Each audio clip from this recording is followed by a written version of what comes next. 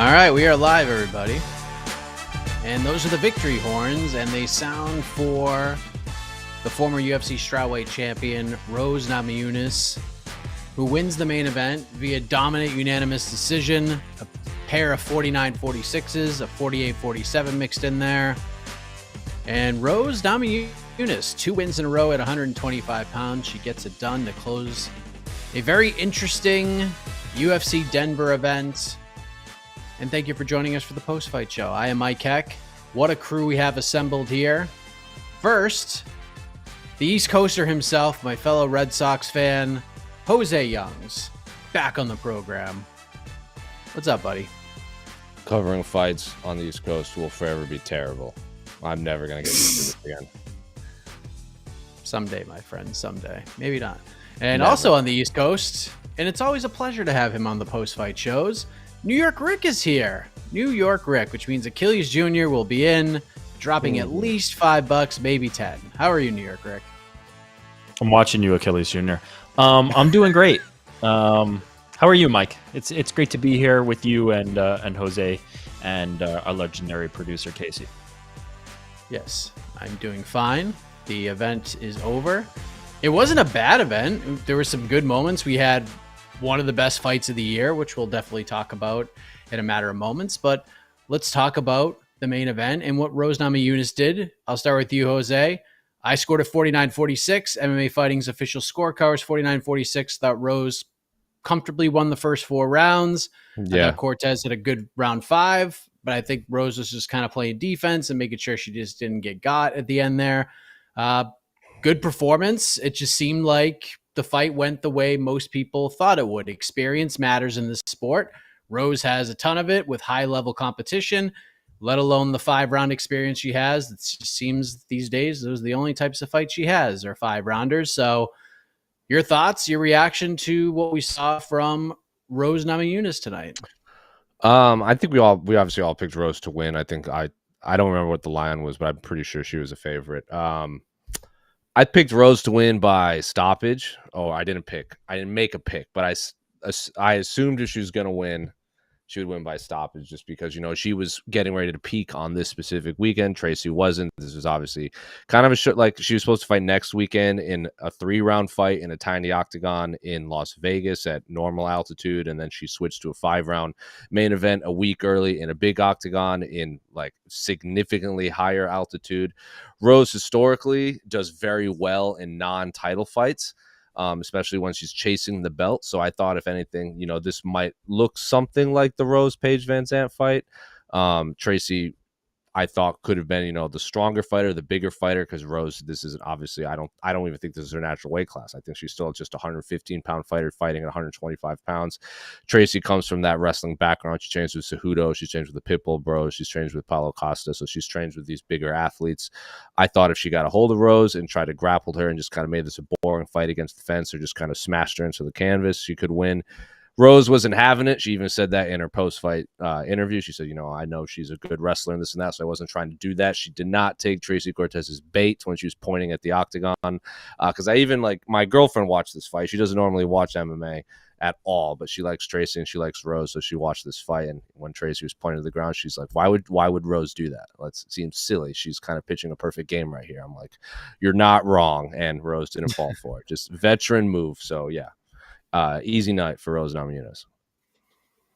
New York Rick, what do you grade this performance from Rose? I mean, this is dominant, but I think a lot of people expected her to get a stoppage. But Tracy is tough, man. She got dropped in the first round, was able to avoid getting dropped again. She kind of got outclassed, but she dogged it out and made it to the cards. What did you grade Rose's performance tonight? Let's give her a solid B. I feel like it was a good performance. Not a great performance, a good performance. She did exactly what she needed to do. She looked better than Tracy Cortez. I'm impressed to that extent and that extent alone. Like, I have not been impressed with the flyweight Rose Namajunas journey so far. Like, it hasn't felt like the strawweight. It hasn't felt like the dangerous competitor that I believe she is at strawweight. It just hasn't done it for me. And this was another performance where, like, you probably want to finish Tracy Cortez if you're going to be the champion in this weight class. Again, like this isn't a super deep weight class, and on any given night, I think she's going to be competitive with Alexa Grasso. She's going to be competitive with Manon Fiorot. Like, but I don't know. There's something about it. I'm not there yet. I'm not there yet with flyweight Rose. But it was a B. She did exactly what she needed to do. She's not getting any extra points there. Like, it wasn't, an all-time performance. So B. Yeah, I think that's a pretty fair grade. Was clearly the better fighter and the more experienced fighter, and that paid dividends in this fight. And I mean, there's not really a lot to break down here. I mean, I guess like the big question is, and Jose, I'll start with you. Where does Rose go? Because obviously Paul Felder asked her, what do you want next? She goes, I want the belt. So she could obviously stay by the phone and hope things fall through. And she just is sort of the last domino left to fall. She also said, maybe I'll do a women's BMF fight. But I kind of feel like Macy Barber just rebooking that one just makes a whole lot of sense. Yeah. You agree with that? Yeah, just either rebook the Macy fight, because even Rose said she kind of want to show her what's up when Ariel interviewed her. She's not going to get the next title shot, because if it's not Valentina, it's going to Manon Fiorot, who beat Rose Namajunas. If Macy isn't ready to go for whatever reason, I guess they could do the Erin Blanchfield fight. I know they offered Erin the last minute fight against Rose. She said she wasn't going to be 100%, but she wants to do the BMF fight. If she wants a female BMF fight, I am all for doing the trilogy fight against Jessica Andrade. I've obviously Jessica and Joanna seem to be the two BMF fighters that everyone wants to see for in the women's divisions. But if Joanna's staying retired, I can't think of a better dance partner than Rose for Jessica Andrade, who needs to be involved in a women's BMF fight. They're obviously 1-1. So that trilogy fight would make sense. I know Jessica Andrade has a fight coming up, a very tough fight. So if she gets through that, I wouldn't hate that. But if we're going to pick a logical fight, just rebook the Macy fight. I was sold on it when they booked it. Rose kind of sold it on me again after Ariel's interview with her. If not that, then a fight against Erin Blanchfield will at least keep you in the title picture and at least give you another win, because you're not going to leapfrog Manon. You're not going to leapfrog Valentina.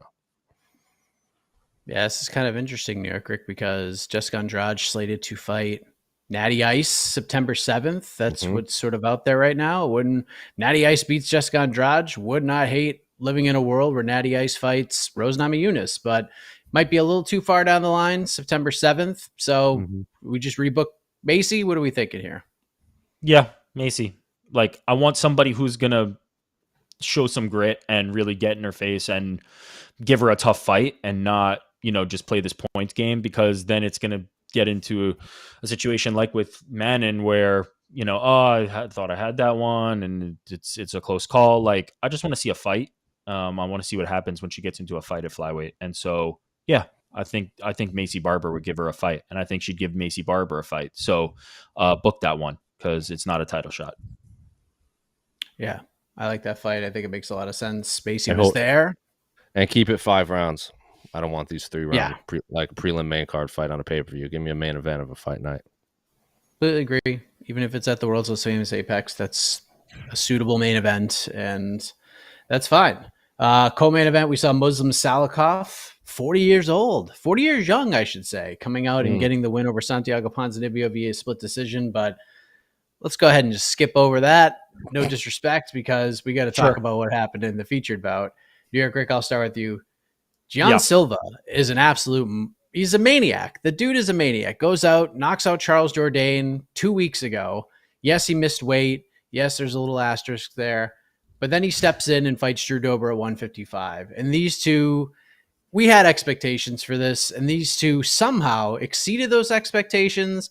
And Gian Silva just was landing thunder on Drew Dober. Open up one of the nastiest cuts you'll ever see. Great stoppage by the doctor. I mean, there's no doubt. As soon as we saw that spinning elbow land in the 3rd round and we saw what Drew Dober's face looked like, we knew the fight was over. But, man, these two guys just went in there and banged it out. Sensational fight. What a performance from Gian Silva. What more can you say about this one? Because this fight absolutely ruled. Yeah, not much more. You've said a lot there that I agree with. Gene, he's slick. He's very slick. The dude is creative and finds angles that I think are going to give a lot of people at featherweight, lightweight, wherever he's fighting, problems. Like, he is just a very creative striker, and he can get into a firefight, but he can also fight on the outside and be kind of slick. I'm really impressed, man. Like, he's not somebody who I can say, like, I know Jed Meshew has been very high on him and kind of tagged him as a prospect to watch. I didn't necessarily like have my eyes on him until these last two. I've been really impressed. Like, as the level of competition went up, so did the performances. And yeah, the sky's the limit for the dude. Like, I really believe in his offensive skill set. It's going to be interesting to see as he makes another jump up, and somebody who's bringing a little more creativity on that side back at him, how that looks. But man, I'm excited to see how it plays out. I'm excited to see him take those next steps, because if he starts passing those tests, then you've got really something really special on your hands. Impressed, just very, very impressed. In such a short amount of time, Jose, John Silva has become must-see TV. Drew Dober's always must-see TV. John Silva's already at that level, just 3 fights in. The Fight Nerd team just making moves, just delivering in big ways. But John Silva, probably the star of the card, even though there are some other nominees for this, 100%. But what a fight, man. What a performance. Yeah, he's pretty much this year's Diego Lopez, come in and just kind of captivate the fight world with exciting performances on relatively short notice, and he'll just continue to fight. And those are the type of fighters that I've always gravitated towards. Like, they don't necessarily need to call out the biggest names. Like, Max Holloway became extremely popular because he was just down to fight whoever, and then eventually there was no one else for him to fight besides getting that title shot. Charles Oliveira, same thing. So I'm all for it if he gets his weight in order. Missing weight is always a bummer, especially when it's your second UFC fight on such a big stage like UFC 303. But yeah, he is absolutely must-see TV. And what's more impressive is not just getting stoppage wins, but getting stoppage wins like second round, third round, because first round knockouts are always exciting. They're always sub 1 minute knockouts are always exciting. But I always have like, what if he gets out of the first round? Can he maintain the space? Can he maintain this power? Can he maintain fighting this style of fighting while also taking a lot of damage? And John Silva is doing that. Like, Drew Dober was like, the body shots that Drew Dober was landing, especially with those kicks, was crippling. Like, I'm confident when I say if Drew Dober kicked me in the stomach, I would die. And John Silva not only took it, but then kept fighting. So kudos to him. If he gets his weight cut in order, he is absolutely must-see TV, and he keeps winning like this. He's going to be this Diego Lopez. I'm very excited to see who he fights next. Do you guys want to see him just bounce around in both weight classes, just take fight and just get in there as much as possible? Or is there one weight class because the other? Lightweight has some real tall, big guys. Like, Charles Oliveira is not the smallest dude. Tony Ferguson is not the smallest. Even Paddy Pimblett is not the smallest dude. I think Drew Dober was one of those perfect matchups for him, because Drew Dober's is always in a firefight. Once he gets those long, rangy, heavy grapplers, I think it would be tough. I think I would like to see him at featherweight for sure, because then we could get Diego versus John Silva, and that would be a banger. If the weight cut is too difficult, I don't mind him at lightweight, right? Like, I think if that weight cut is a sign of something, if that previous fight is a sign of something where maybe it's going to be tough to get down in weight, I don't mind lightweight. Like, yes, to Jose's point, like, Drew Dober is not a massive lightweight, at least in terms of like height and physicality in that regard. He's a big boy, but he's not going to be physically imposing in there in terms of the reach and the height. So, that's kind of a good size matchup for him. But truth be told, like, some of those check hooks and even the flying knee that he landed in the first round, I'm fairly confident if you don't have Drew Dober's chin, like, he's going to ice you with some of those. And so I'm okay to see him against lightweights. I think he's got some translatable power and skills that, like, for a mortal man who doesn't have Drew Dober's chin, that's going to cause some real problems with some of those shots that he was throwing. Like, I was, I'm not surprised by Dober's chin anymore. Like, I just can't be. It's too incredible. But man, like, Dober walked onto some hooks and that flying knee that I thought like would have been it for nearly anybody else. So I think he'd be fine at lightweight. He'd probably be a little bit small. But I think that's a better alternative than if that weight cut down to 45 is going to suck him out and he just can't make it. So we'll see. I mean, look, but at the same time, by the time he hit fight night at featherweight, he was amazing. So yeah, maybe he just needs to get that in order. I'm good with either though. It's interesting because I'm pretty sure he debuted at bantamweight. So he's fought from 135 all the way to 155. Because like once you look in that 15 to 10 range, like John Silva would look so tiny next to Jalen Turner, and like RDA is not that big. King Green's big. Benoit Saint-Denis big. Dan Hooker's big. Those are like all the 10. Like I'm down to watch any of those fights. But I can't. Who would be like Edson Barbosa versus John Silva would be a banger. Same as Dan Ige. But yeah. There's some good ones. There's some good ones. And these are guys that float between featherweight and lightweight. So we can do it any weight. Like these are all great fights. Except Turner definitely not. But some like a hooker type. Lerone Murphy, John Silva. Sheesh. Oh man. There's some Nate Landwehr, John Silva. Golly. That's just gonna be incredible stuff. So lots of great options.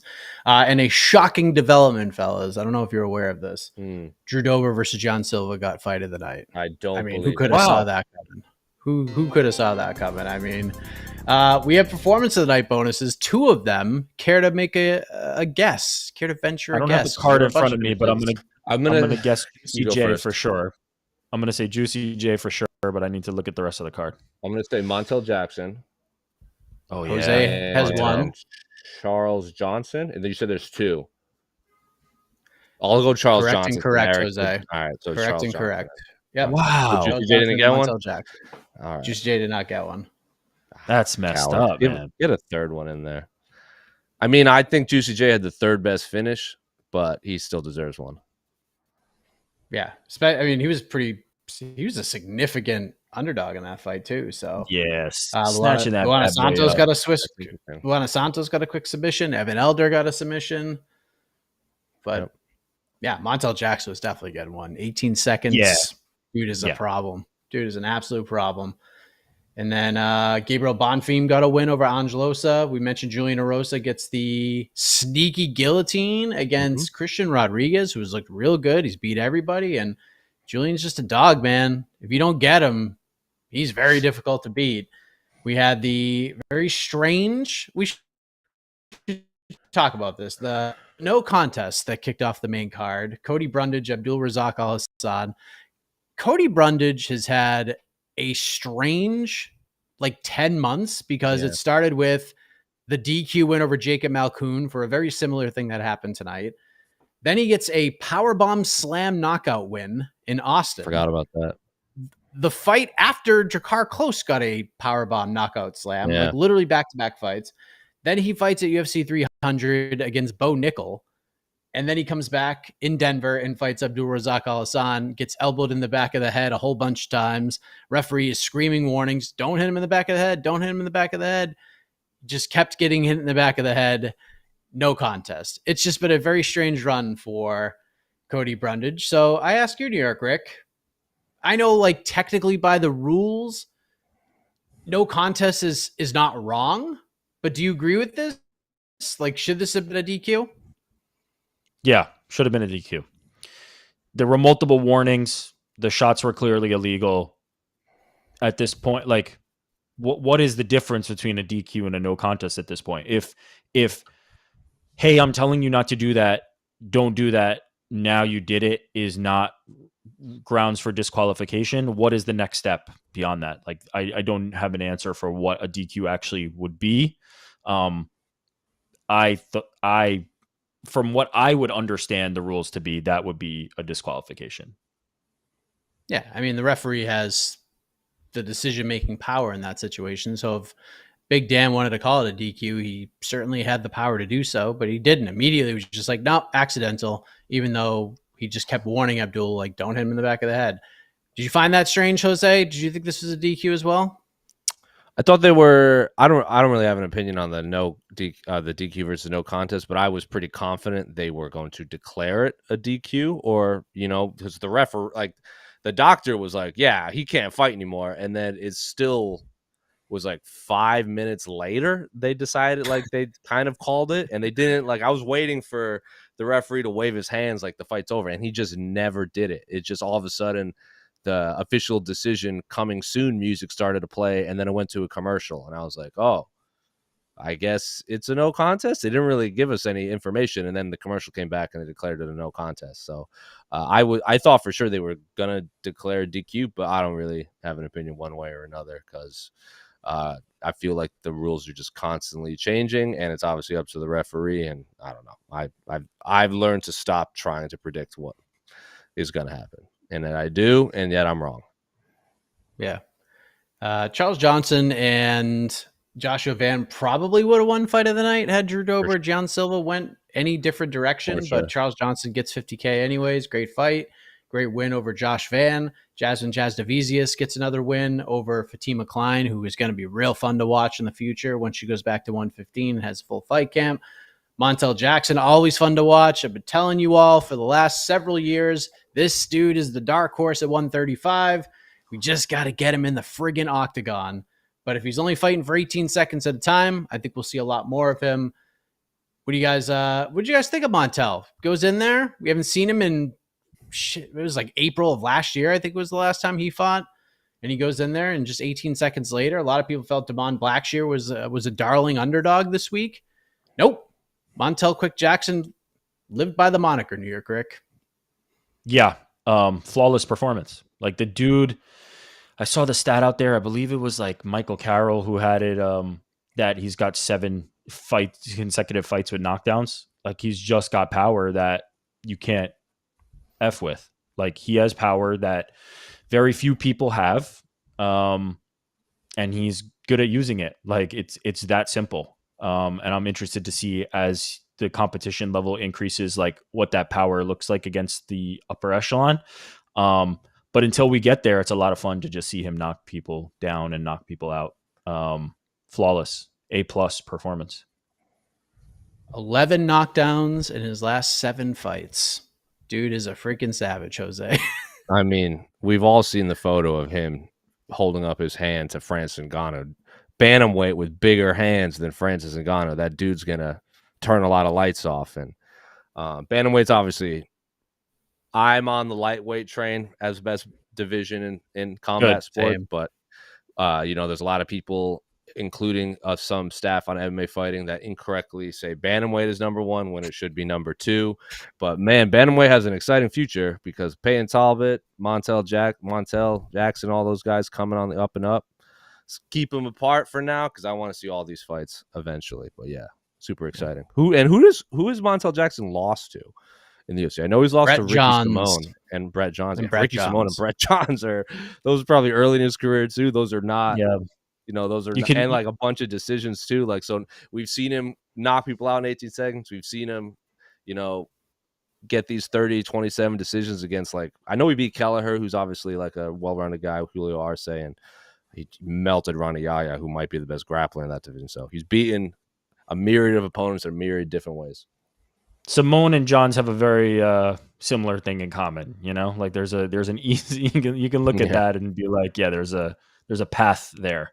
But if you stand in front of him, he will knock you down. Period. That is what will happen. And knocked Brett Johns down. Yeah, and that Brett Johns fight was on Fight Island, right? Like middle of the pandemic, or was that the Ricky Simone fight?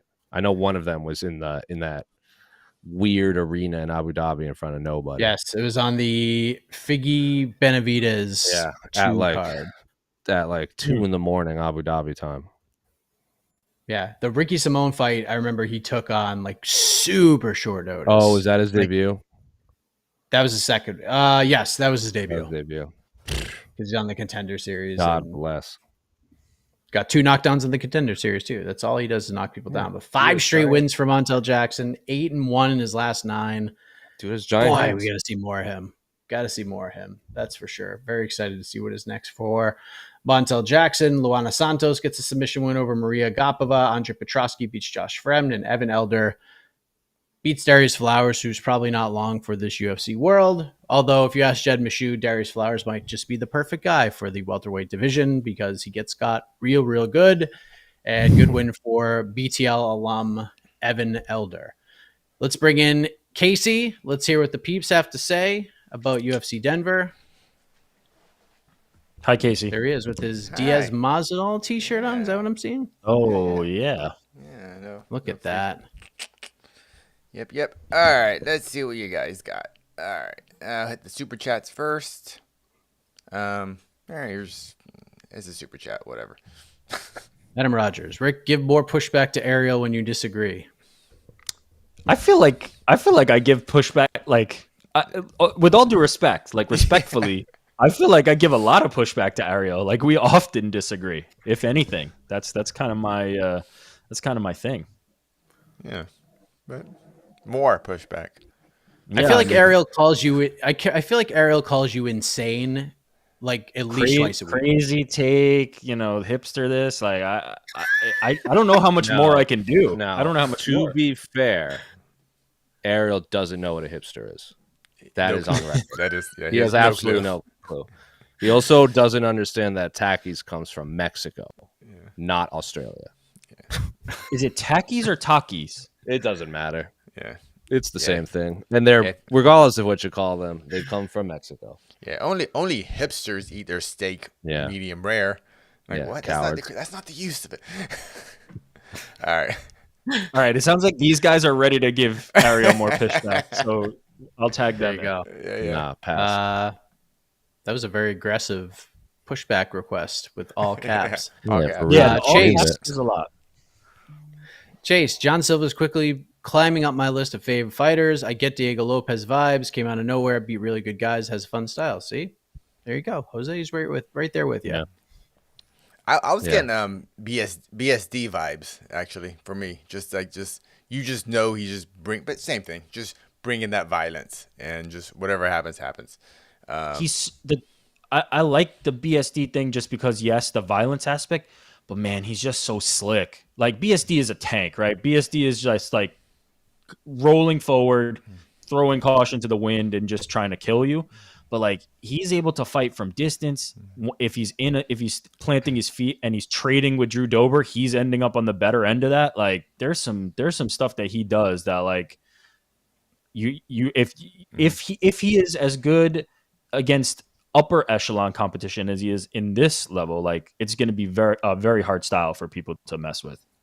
Oh, I think he looks great at 55 too. You beat Drew Dober, short notice at elevation, coming up a weight class. Well, kinda, and but yeah, it just I don't know if he's the real deal yet, but he is obviously a very exciting fighter, and book him as much as possible. UFC, if he wants to fight next week, throw him in there.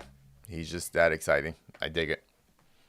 Yeah, there's also like a tinge of Marlon Vera vibes where not just the durability, but he wears punishment so well. He didn't even look like he was in a fight at the end of it. Not a mark on his face.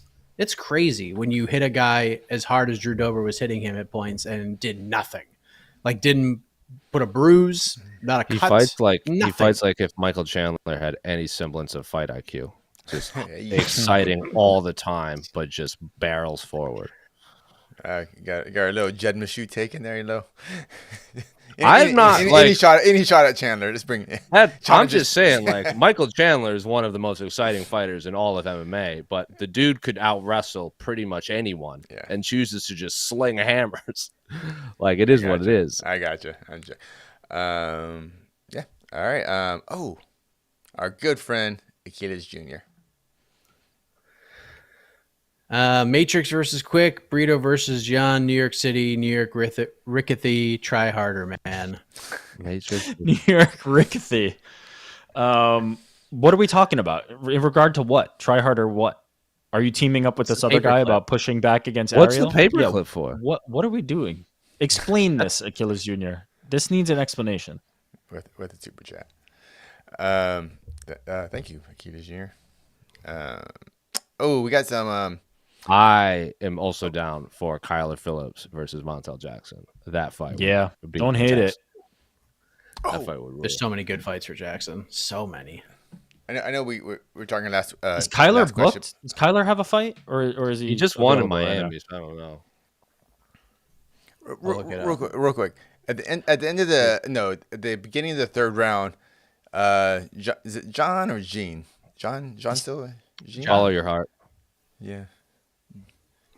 It's John. Oh, I just froze. Okay. I was waiting for you.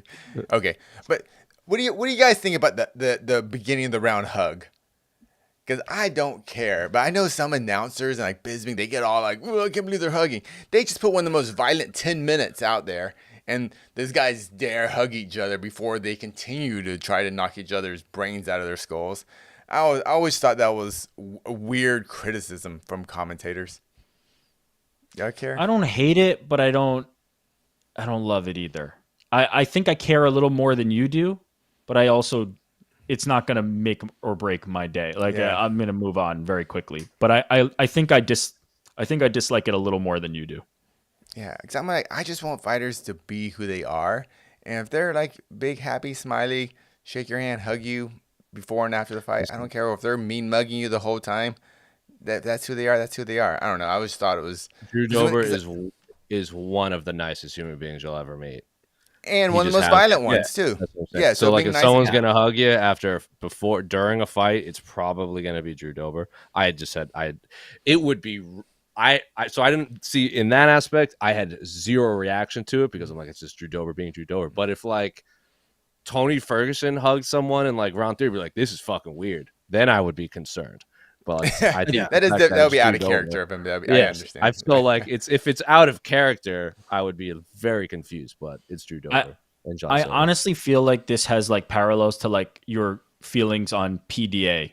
Like I just feel like there's a translatable thing of like, I don't know, save it for the locker room, save it for after the fight. Like I don't need it at the moment. And maybe I'm just like anti-PDA. Maybe that's where it comes from. But I'm just like, yeah, like we don't need to do this right now. Like this moment in the middle of the cage. After the fight, before the fight, like great, do it, hug it out, go backstage, have a good hug. Like it doesn't have to happen at 4:58 of the third round is kind of my stance on it. New York Rich just hates love. Yeah, I guess I do. I think that's what I'm revealing about myself currently. Yeah, in that same arena, Yair Rodriguez gave a hug to Korean Zombie. Before one of the most violent knockouts we've ever seen. So I think there's like, I don't know, there's lines. I think after those two dudes just beat the shit out of each other for 10 minutes, okay, I'm all right with that. Hey, man. Donald God. Cerrone, Yancy Medeiros. Hey man, hugging each other. Who hugged the entire first round was? I was like, okay, let's move on. When it affects the fight like that, then it's a little weird. But like Arturo Gatti and Mickey Ward hugged in the middle of like all of their fights, and no one is complaining about any of those fights. So that's you, man. Yeah. That's, all right. Okay. So we got a lot of haters on Cody Brundage in the chats. Yeah, to be honest, replay showed elbows to shoulder, not back head. I don't think that's true. Yeah, no, that's not true. There were some elbows to the back of the head. Yeah, I think absolutely. Even Don, it was and Cruiser the spine, Felder was the back of the neck. That's such a dangerous, incredibly dangerous spot. Like, Cruiser Felder was like legal, and then they were like, oh, foul, legal, foul. Like they were calling him out. Yeah, I was just like. And I'm all for violence. I mean, I wish we had soccer kicks. I wish we had knees on the ground of an opponent. I do not wish we had elbows or punches to the spine and back of the head. No way. And yeah, it's like I'm jumping. No one asked for my opinion, but I thought that should have been a DQ so bad. That was such a DQ. I don't understand why it wasn't a DQ. And that's all. I just did not like that at all. To do that. It's just incredibly dangerous and not the fun way. Not the fun way that we like. Yeah. Yala's trying to make the case that like it shouldn't have been a DQ because the elbows weren't illegal. I think that's a very tough sell because there were very clearly like illegal elbows.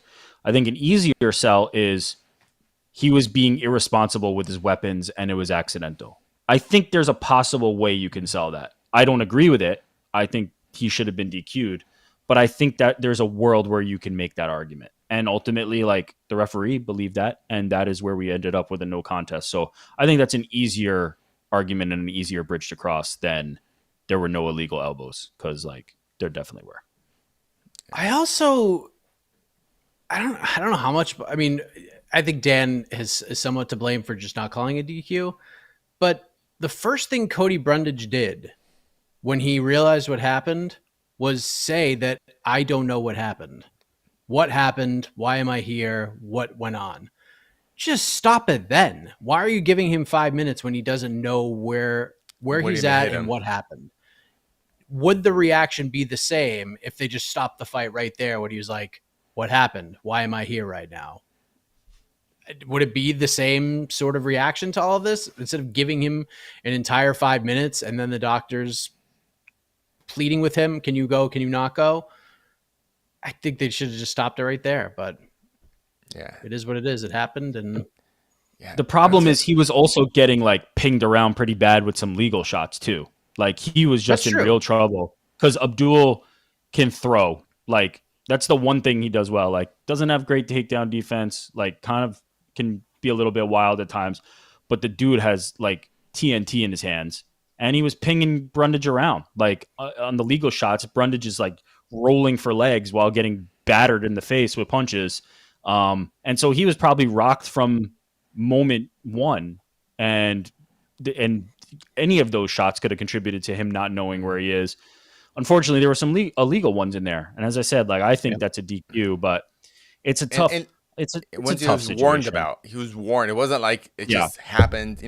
One shot. It was. I thought it was. Yeah. I did not like it. And yeah. I'm not even gonna throw your comments. And there's some haters. Yeah, calling Cody Brundage a quitter. I'm like, I don't know Cody Brundage. I don't care. He's just a fighter, but like, he's not a quitter. He got violently, illegally attacked tonight. Right, if you're warned and throw the shot, you should always be DQ'd, except for the John Jones versus Matt Hamill fight. John Jones should never be DQ'd because he's undefeated and my hero and my champion. And that's the only case. Kids, All right. don't drink and drive. Cody's also been there before, so I mean the aesthetics aren't tremendous. Yeah. Silva versus Fiziev at 305. Also, New York Rick is the best. How about that? Thank you. Or is that the New York? Silva versus Fiziev. That might be, dude.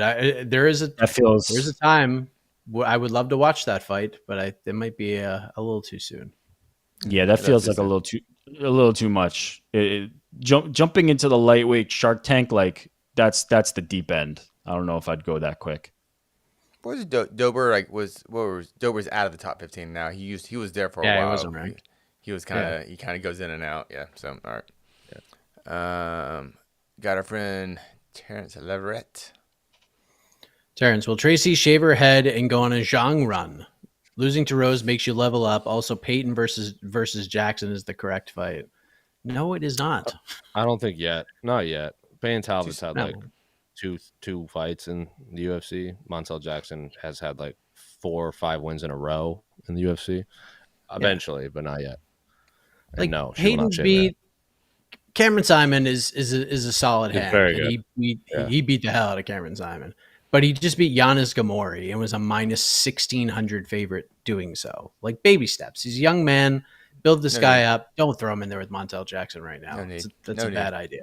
No need. And we all know bantamweight's the best division, so there's plenty of great fighters there to pick from. There had So to be one. Yeah. There had to be one who was wrong. Hit the music. We're out of here. Got it. Joseph, thank you. Thanks, Jose, for the good comic recs on the Friday show. Sculptor Berlin and Day Tripper were great. Bought them on my tablet. Did you already read Now them I'm all? getting the Holy hardcovers. shit. Berlin and Sculptor. Wow. Good Wow. Lord. Because all of those comic books, like Day Tripper, you could probably read in a day. Berlin and Sculptor are dense. Sculptor, you could probably read in one sitting, like me. I actually called out of work to finish it because I was so sucked into it. But yes. Well, if you read all those books in 2 days, in like less than a day, much respect, because that's crazy. Impressive. Also, I mean, Joseph gave $10 to just tell you how great your recommendations are. I like the cut of Joseph's jib. Like, Yeah, this and dude's you mad. picked 3 very different comic books. Sculptor will make, Berlin, actually, Sculptor and Day Tripper will make you cry your eyes out. And Berlin is just a fascinating take on the human element in the 1920s, or 1920s and 30s. So yes, well done picking a literal myriad of genres there. Joseph, the man. Thank you, Joseph. Super chat coming from the Solar Club. Solar Club. Thank you. It's a big Soul one. Rack Up. Yeah. Hello, guys from Tijuana. Those nerd guys are really cooking. Do you guys recommend another fighter from that camp that we need to be aware about? Love you guys. You rock. Remind me who else is there? Obviously, Kyle Kyle. Braulio's there too. Yeah. There was who else is in another. it? Who's the guy that fights like Connor? He fought at UFC 301. Oh, yeah. Connor. Hoofy. Yeah, he was real fun to watch. Yeah, that dude was nice. Man, they That do guy have was some real guys. nice. Who are in that gym? All right, let's Roofy I'm one looking shot on is there. Let's see. Carlos Praches is there. Oh yeah, that's a Oh, banger yeah. fight. That's a damn good one. Yeah, Mauricio Hoofy. Natalia Alves is somebody to pay attention to, by the way, 6-0. And I'm sure there's others. Those are some, and all those guys are very different style of fighters too. Yeah, that's what's most impressive to me, actually. Yeah, is like Caio Borralho is like opposite of Jean Silva. Like it's a real fascinating thing how they've been able to capitalize on what some of these guys do best. It also helps when they have top end talent. Like both of those guys are extremely talented, and so shout out to them. They're crushing the game, and I think the gimmick with the glasses is absolutely working and incredible. Every time they take them off and like put them on the commentator, like it's funny, it works, it's simple. You don't have to do more than that. Like I love what they're doing. Yeah, it's so hard to have a gimmick in the sport, especially with all the you have to wear a uniform. So the fact that they can do it without being cheesy and just kind of fun and memorable, good job. Natalia Alves would probably be the one outside of the UFC to watch. She will probably be in the UFC before the year's over. Cool. She's 23, so maybe not till 25, but wouldn't shock me to see her on the Contender Series this year. Wouldn't shock me to see her get a short notice fight. Like she's real solid. Okay. Thank you much. Luis Rodriguez put in a super chat, but I'm not gonna put it on the screen because it's bad, and I'm not gonna. So if you hear me, I know you paid your super chat money, but I'm not putting it on the screen. So you can read it in the comments. Drink my iced coffee tomorrow in your honor. What'd you do, Luis? Come on, be nice, be kind. I'm just not about that. Not about that, Luis. All right, but we got some other super chats. Yella, were you disappointed with the card or any fighter? I definitely wasn't disappointed with the card. It was just long and it was just late. But has nothing to do with the card itself. Yeah, the only fight I felt like the Bonfim Ange Lusa fight, that could have been I felt I watched one 15-minute round, which is fine, but like that felt like such a long fight to me. Yeah. I was disappointed. I wanted to see Rose and Macy. Like I did not care about the Tracy Cortez and Rose fight. That I'm disappointed about, yes. Yeah. Just didn't do anything for me. Like wasn't interesting to me. Wanted to see Barber in there, so that disappointed me. But I mean, what can you do there? That's nobody's fault. Yeah. Not much disappointed me. It's a pretty good card. Yeah, it's no issues here. What else we got? What were you saying about Maverick? Oh, did she get it? Did she get a replacement opponent? What happened? Because she was supposed to fight. Did That just missed. No, that. she's still fighting next week. Oh, she is. Okay. She's fighting Dione Barboza next week. Okay, good for her. All right. Sorry, Luis. Luis, what are you doing, bro? What has Casey this pressed right now? Luis, chill. Be nice. Be kind. Yeah. We got some. I don't agree with what Mr. Boza is saying here, but Mr. Boza is very loyal to us, so I want to put this out on the screen to give our comments, our opinions. This is what the hell are you talking about? Rose Read got it out loud. hometown cooking. Rose got hometown cooking. Joseph, what the hell? Round 1, Rose 10-9. Round 2, Tracy 10-9. Nope. Round 3, Rose 10-8. Hell no. Tracy round 4, 10-9. No. Tracy round 5, 10-9. So this is a draw? Yes. That's a draw, right? By my math? Yeah. This is you've been reading Jed's live blogs way too long and following Jed's MMA decisions profile. There's not a chance in world. hell there was a 10-8 round in any of those. Not a chance in hell that there was a 10-8 round. So I'm looking at MMA decisions. Every media person scored it for Rose, either 50-45 or 49-46. I scored it 49-46. And the fan scores had it basically 96% of people had it for Namajunas. So but was it? I mean, hey, And Joseph. when you say Love you, nine, Joseph, and when but you say it's an awful 90, scorecard. when you say 96%, you can break it down. That 96, that 4% or 3.4% translates to one person scored it for Tracy Cortez, and 28 fans scored it for Rose. Yeah. So Joseph Boza, Sorry. you must have been. Where's the draw? Go on MMA decisions. Be the one draw scorecard, Joseph. That's no 10-8s anywhere. Like you can't even get at least there was a knockdown in the first, but even that wasn't even a 10-8. No. No.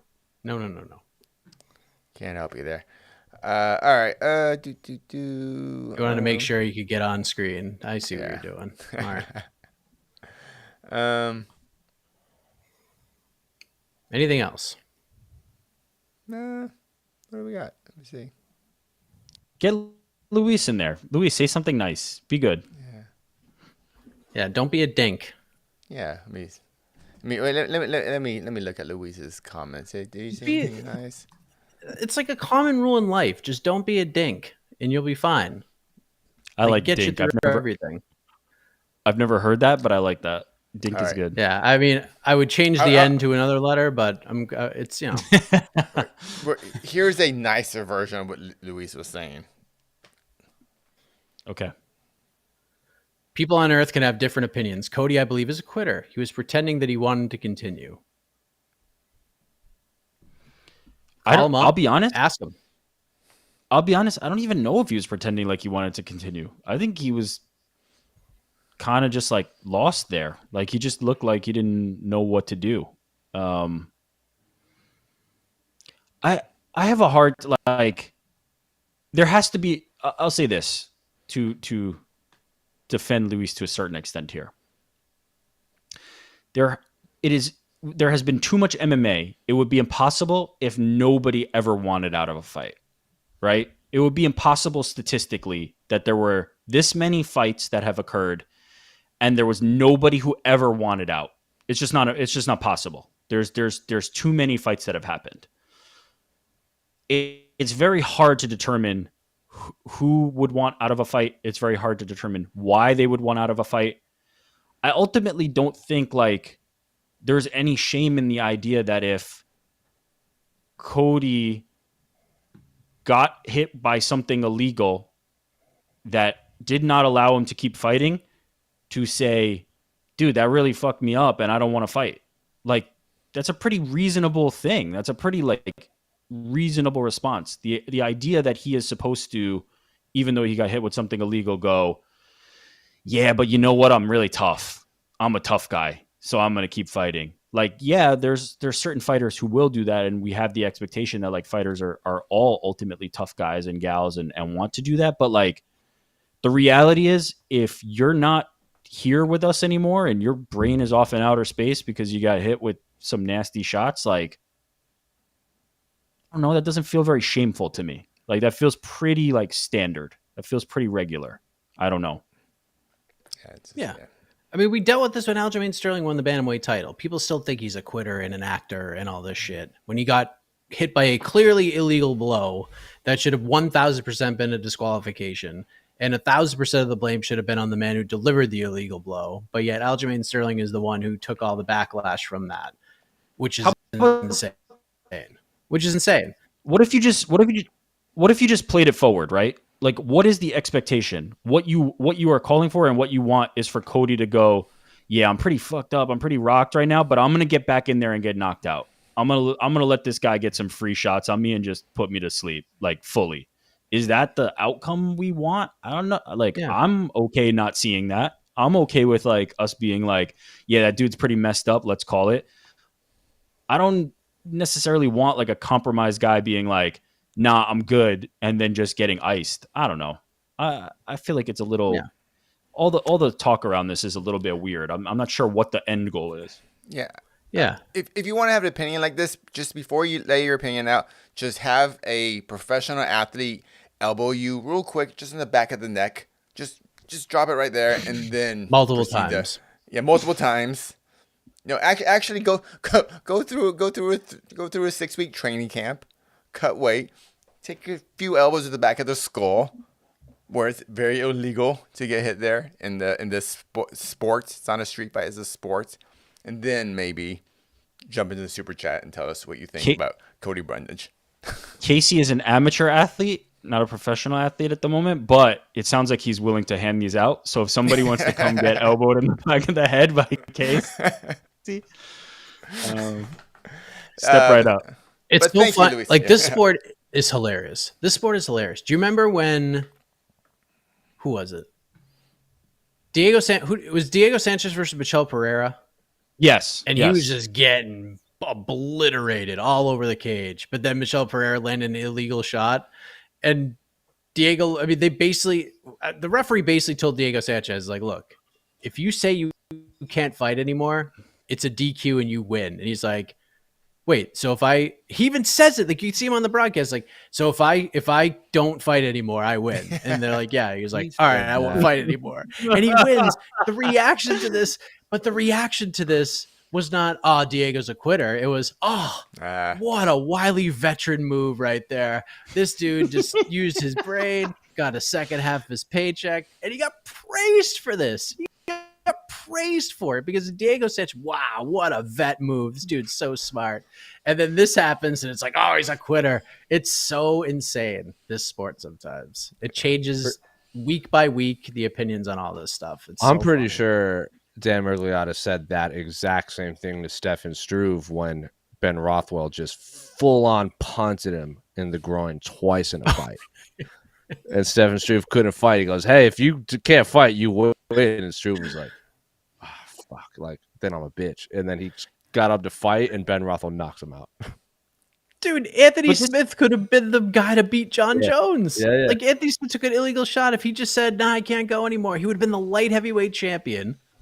He would have fought John Jones at a rematch and made millions and millions of dollars. He got pay-per-view points for that fight. And to this day, people say, Anthony should have just taken the DQ and won the belt. Like, even though he would have got destroyed that night. But now when we look back on it all these years later, like, oh, man, if Anthony just took the DQ, he's in the books as the light heavyweight champion. He's a rich man. It's all strange. It's all fun. There's this like false sense of like honor. There's this false sense of like it's honorable to continue fighting if you're compromised. And I just I can't get there. Like, I don't really agree with that. I don't think there's honor in that.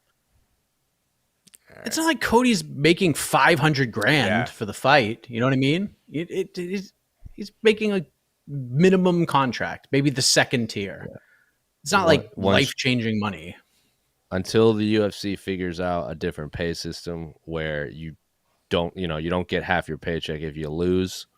It's get the bag, guys. Take the bag. Yeah. Take it. Solar cost. There's $100 back from Tijuana again. $100 Yeah. Woo. Yeah.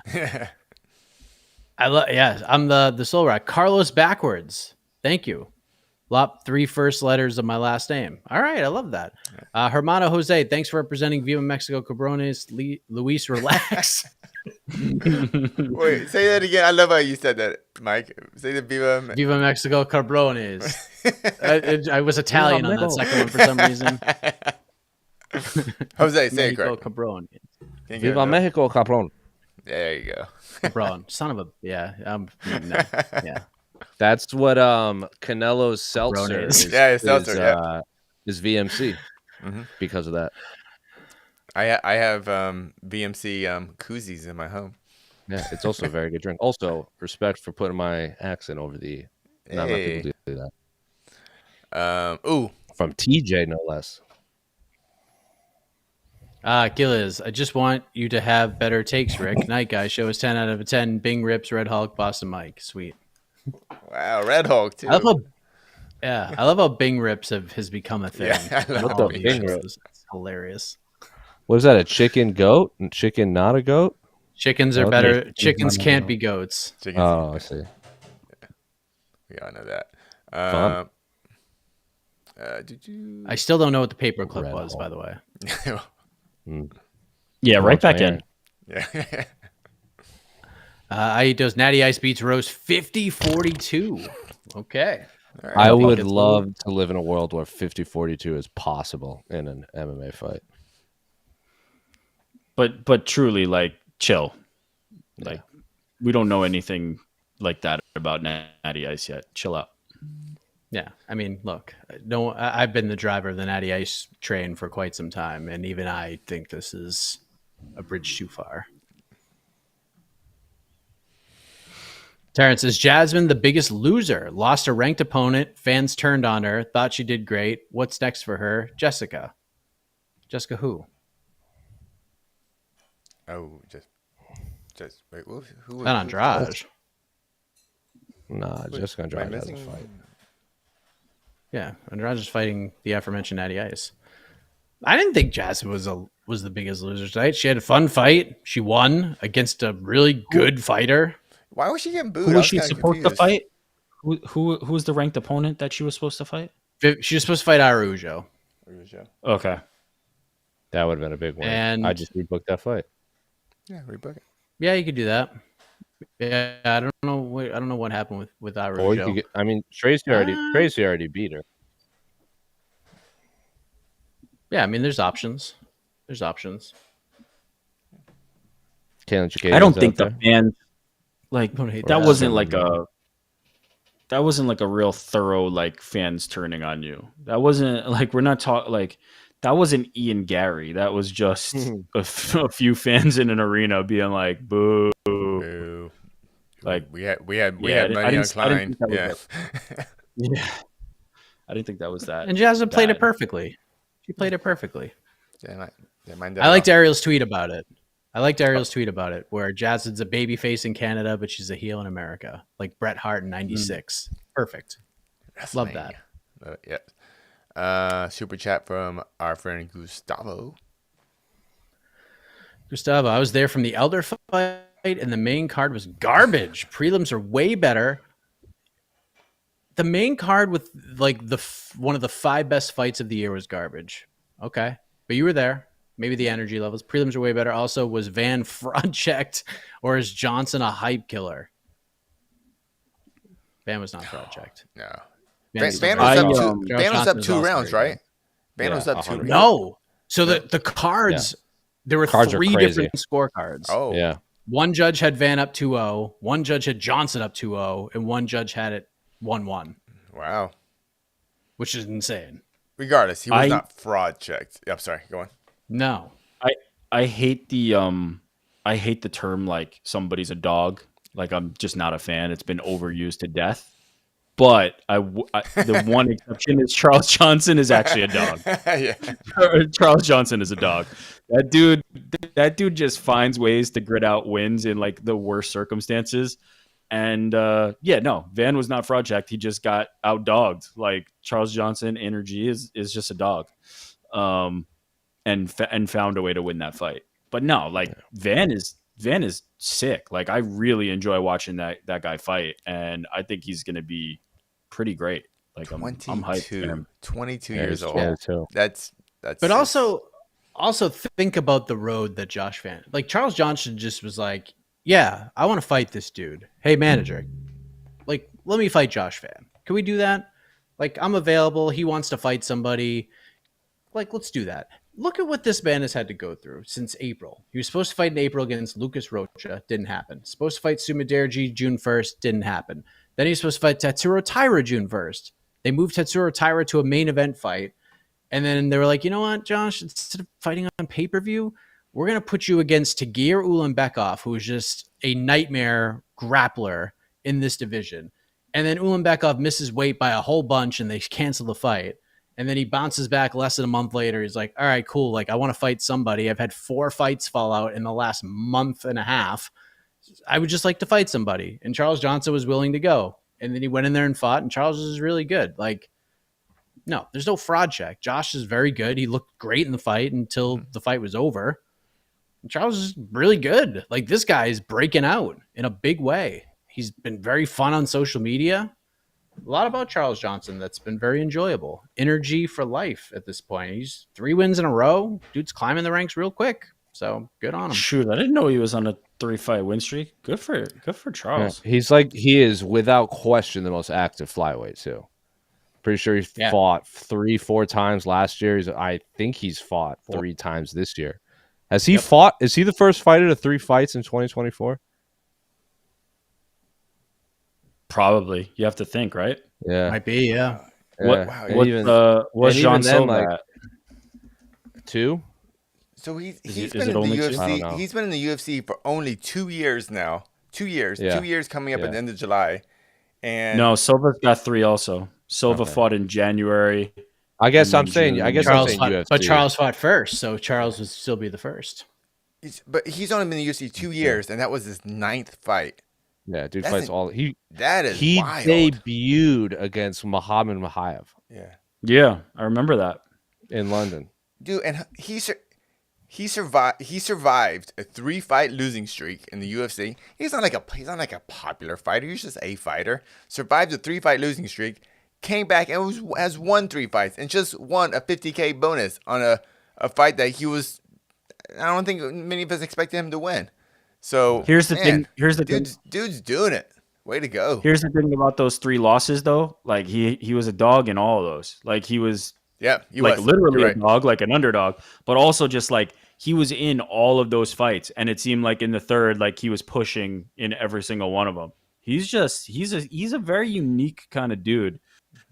I'm surprised that he's on a 3-fight winning streak because of that. Because he's kind of more like the come from behind type guy than the like put it on you guy. But man, he's fun. He's really fun to watch. Guys too. Yeah, And totally. Axum's like a great win. And like if you look, like this is his 3rd win in obviously 2024, but he fought in November 2023. So that's still like 4 fights and then in 2023 he fought 3 times, but he also fought in November 2022. So he's routinely getting 4 fights in 12 months. The last 2 years. And he has a stupid tattoo on his back because he's never been in the Olympics. He's got the Olympic race.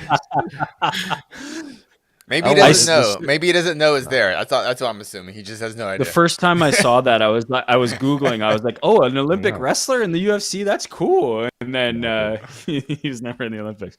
It's annoying because the rest of his back tattoos are really well done. And like, it's a well done tattoo. I'm just like, why do you have that? Like, if you explain yourself, Charles. I think he did explain it. I believe there was an explanation. Yeah, I'm sure there is. But if he explained it, it's probably like it's probably like a sad story. I'm crap.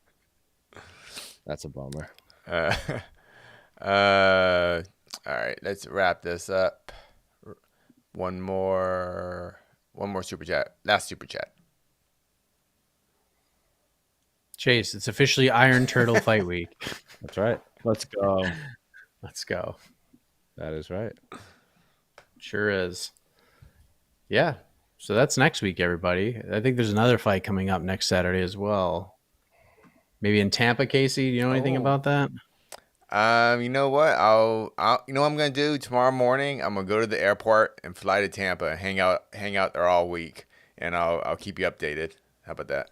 You're going tomorrow? I'm going early. Yeah. Going early. Yeah. I have a wife, and apparently she takes photos for a living, and they want her there early, so I'm Casey coming along. just Keep her really company. wants to go to Florida. I especially love. North Florida. I'm really into the humidity. I'm just really Yeah. into. The Also, humidity. what a Yeah, dude, what a, it's humid. It's humid as hell down I here. know. So be ready. what a douchey humble brag that was. You have a wife? Oh, cool, bro. You got a wife? Wow. Look at you. You got a wife? I'm the only one on this chat that doesn't have that. Shout out to the great Esther Lynn. The legend. The iconic voice. For all those who are like, you know what? We need some great heavyweight action in the Ultimate Fighting Championship. We need a heavyweight over to bet on. Boy, is there one on this card. Mohammed tell me. Usman versus Thomas Peterson will be the first fight of UFC Vegas 95. Is this 94 or 95? I don't know. Only God can answer that question. What's Yes. the over minus that?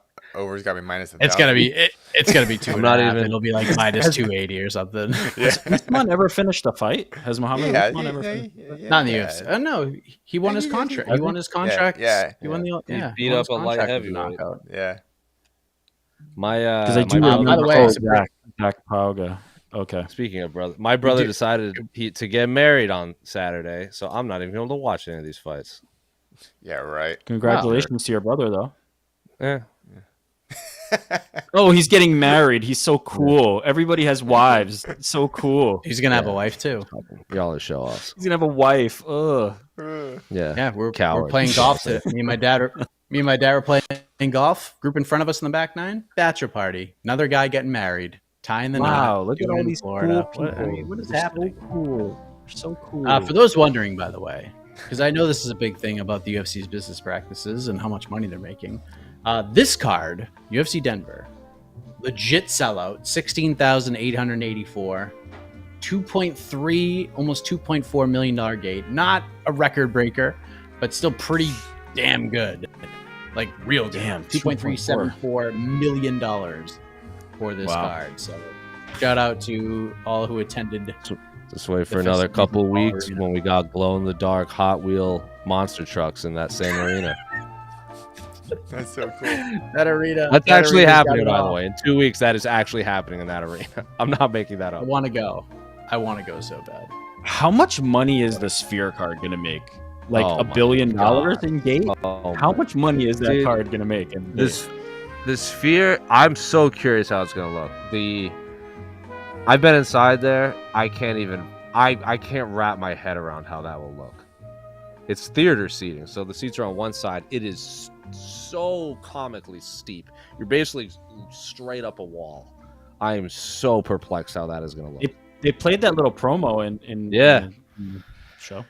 I'm so curious, but it's to the point where UFC PR told us that they're not going to have like dedicated media seats inside for everyone. Like they're going to have shifts. So like 5 of you can go watch this fight, and then they have to just rotate y'all out like every couple of fights. They haven't done any sports in there, right? They've only done like No. music performances, I assume. Correct. But all right, should be cool. Anything else Well- before I run the music again? No, I think we're good. right. The perplexities and the questions will continue to mount. And that's that. AK and I back tomorrow. We'll do some matchmaking for this card. I will assure you it will not be a long show because this is not one of those ones where it's going to take a lot of thought. But there you go. So thanks for joining us, everybody. Busy week coming up. Jake Paul versus Mike Perry, UFC Vegas 95, and all the fun and shenanigans that you can only find in MMA fighting. For Rick, for Casey, for Jose, I am Mike Heck. Good night, everybody. Get some sleep, Godspeed. especially you, Luis. Yeah. He's so mean.